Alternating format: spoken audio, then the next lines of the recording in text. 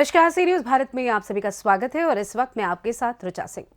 हनुमानगढ़ बुधवार को जिला सभागार में आईजी की पहली बैठक आयोजित की गई, जिसमें बीकानेर रेंज आईजी ओम प्रकाश पासवान ने कहा कि बीएनएस की धारा लागू होने के बाद महिलाओं और बच्चों के खिलाफ होने वाले अपराधों में कमी आई है।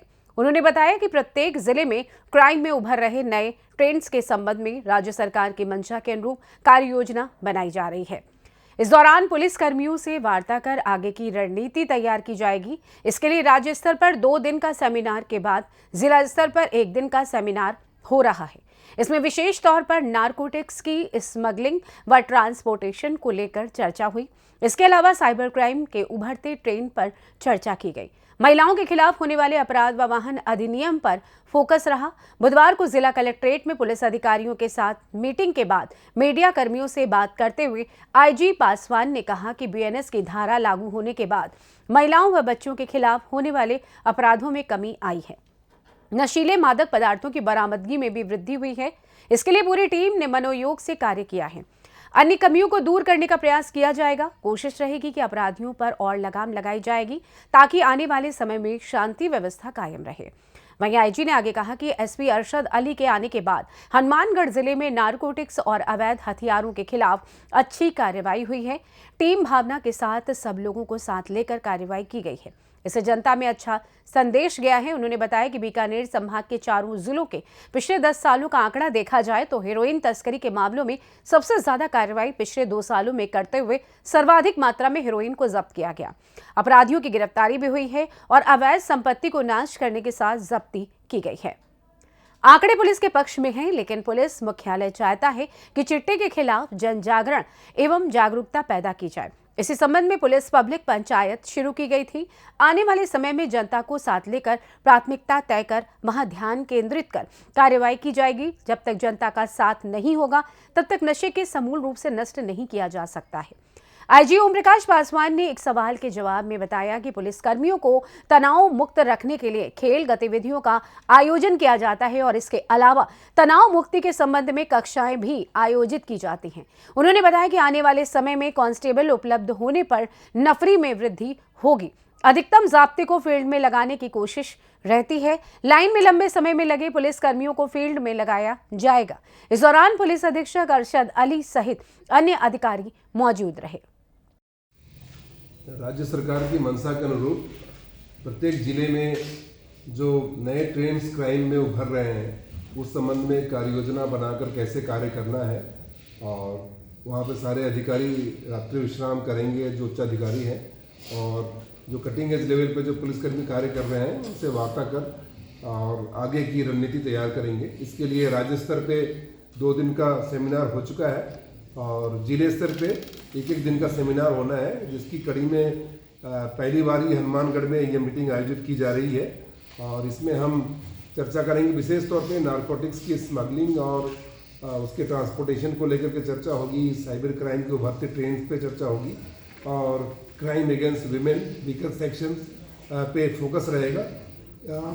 आपको बता दूं कि पूरे संभाग में जो आईपीसी के जो ऑफेंसेस हैं, जो पहले जब अमेंडमेंट से पहले जो आईपीसी था अब बदल गया है, उनके ऑफेंसेस में कमी आई है और crime against women children and weaker section इसमें भी कमी आई है और नारकोटिक्स जो सब्सटेंस है उसके सीजर में एक्सपोनेंशियल वृद्धि हुई है।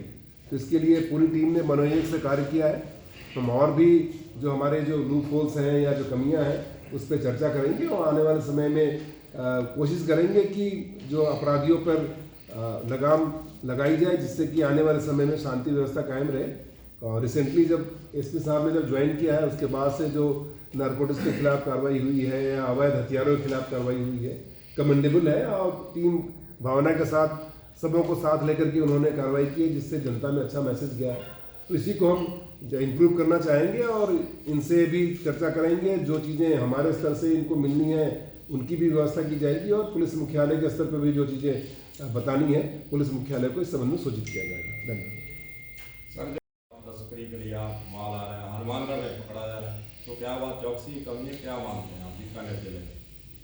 मैं आपको बता दूं, मैं तो पूरे रेंज को एक यूनिट मानता हूँ।